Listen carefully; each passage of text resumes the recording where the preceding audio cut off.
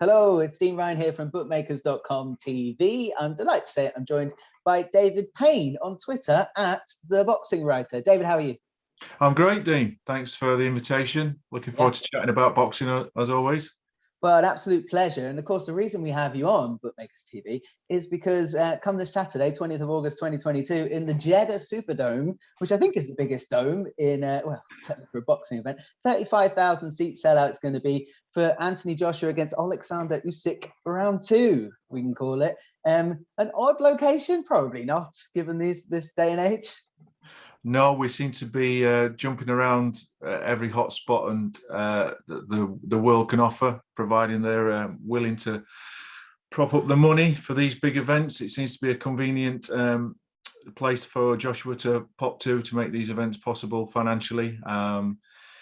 We don't scrutinise too closely where the money comes from, do we? But yeah, it's not that unusual anymore for the Middle East to be hosting these types of events. No, setting a theme for the rest of the year. Yeah, there's plenty of stuff going on out there. Of course, it will be on pay-per-view across Sky Sports and various other platforms. Of course, that people will be itching to see this. Look, it's only a year since they did fight, of course, David, and that was at the Tottenham Hotspur Stadium, which was a fantastic fanfare.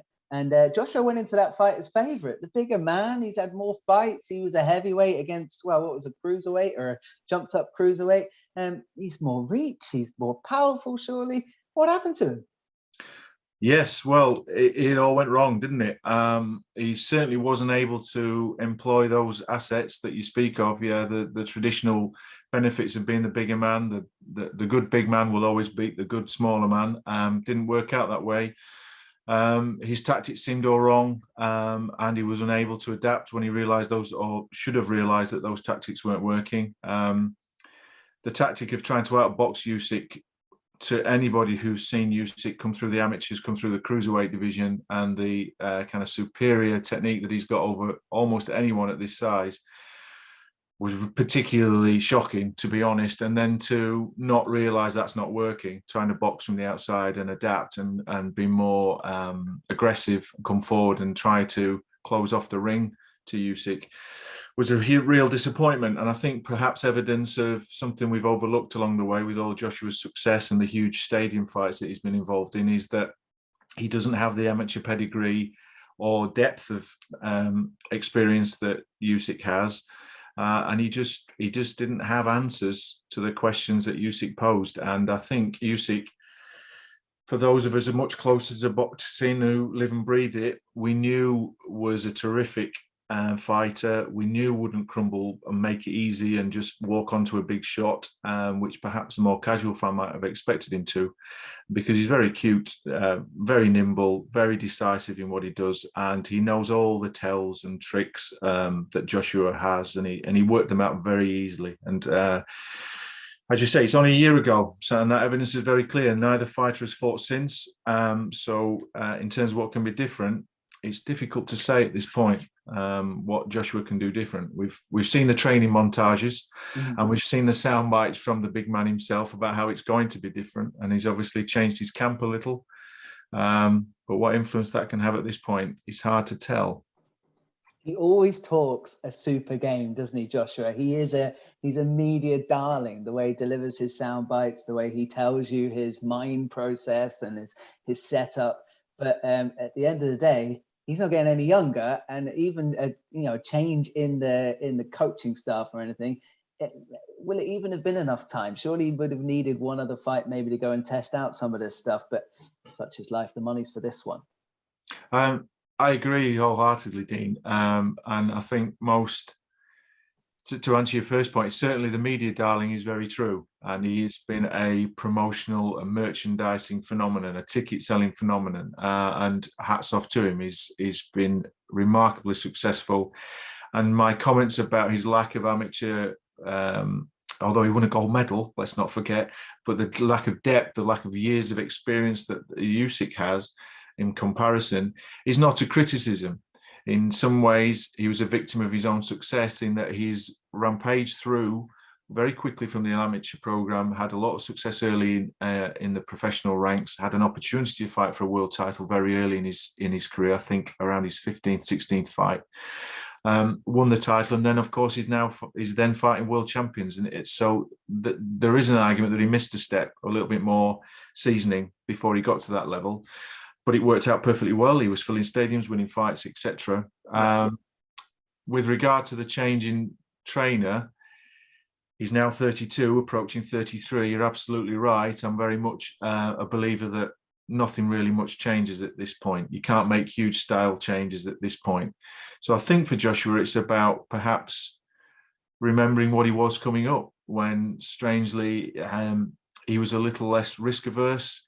He employed his physical tools a little bit, you would perhaps say, more carelessly, because he had faith in himself. And I think he's become guilty. So tying to your second point about the sound bites and the mental side of it that he's constantly talking about, I think he's almost trapped himself within these kind of nuggets of wisdom, and I think he's tried to become something he wasn't quite seasoned enough to be. I think he'd like to have fights without having a fight, if that makes sense. Yeah. Kind of behind the jab and not get into the exciting tear-ups that made him so successful coming through. The problem of the idea of him becoming more aggressive and walking towards Usyk and throwing lots of punches, which the man in the street may be keen for him to do, is that he's doing it with someone who's going to make him pay for all the opportunities that style is going to present. So there is a lot of risk employed in either strategy. He really is in a difficult place, and it's hard for me to conjure a way that he causes Usyk enough problems to win this fight. Yeah, I mean, your piece on bookmakers.com, of course, and the link will be in the bio to this video, does talk about how to tackle this from a betting perspective, David. And, I think, the casual fan went into the first fight thinking Joshua's just going to smash this guy up, and it didn't transpire. Now the hindsight guy, who's me, would say, I think Usyk's just going to do exactly what he did last time. And I don't think you strayed too far away from that in your prediction, but please, everyone, go check it out on the website there. There is an opportunity for Joshua to win the fight, though, as there is in any heavyweight matchup, because he's a big puncher, right? Mm-hmm. So we're talking maybe not Hail Mary, but his physical presence does mean he is capable of knocking this guy out if he lands a couple. Of course, once you get to this, north of 15 stone, north of 210 whatever pounds, one shot can do it. And Joshua is a big puncher, and he's walking around at 250, 260. We'll see where he comes in at later in the week, which will be interesting in of itself, even at heavyweight, just to see how maybe he's changed his physique slightly to adapt his tactics. Who knows? There's a lot can be read into that, even at heavyweight. So you're absolutely right. If he hits Usyk 2-3 times, he could well put Usyk down, and he may well keep him there because he's a destructive puncher if he has success. His problem when he fought the first time, that he relied too much like the fans you described, on expecting him to hit him once and that be it, because he was the bigger man. That was unlikely to ever be the case, because it's very hard to catch Usyk flush because he's so nimble and mobile and so clever. But Joshua needs to throw 3 and 4 in the hope that he might miss with the 1 and 2, but he might catch him with the 3rd or catch him with the 4th. That comes with risk. That's going to take courage to do that, because he's going to give opportunities for counters. He's going to get hit in return. But I think that's the only way that he can he can make that breakthrough that he needs to do. If he tries to do it in one shot, it's not going to happen. He's going to have to throw in combinations to have that big punch success that you mentioned. Yep. I got you. Let's do a little bit of stargazing, David, before we wrap this up. Okay. What happens after the result of this fight with each fighter? If Joshua was able to pull it off and put Usyk on the deck and manage to regain his previous titles, round 3 is normally what happens in these things, isn't it? They go again. Yes, I guess so.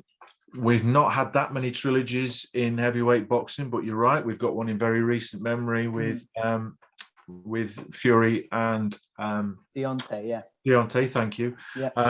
Very recently, and we've had 1 or 2 in the past. Riddick Bowe and Evander Holyfield is another.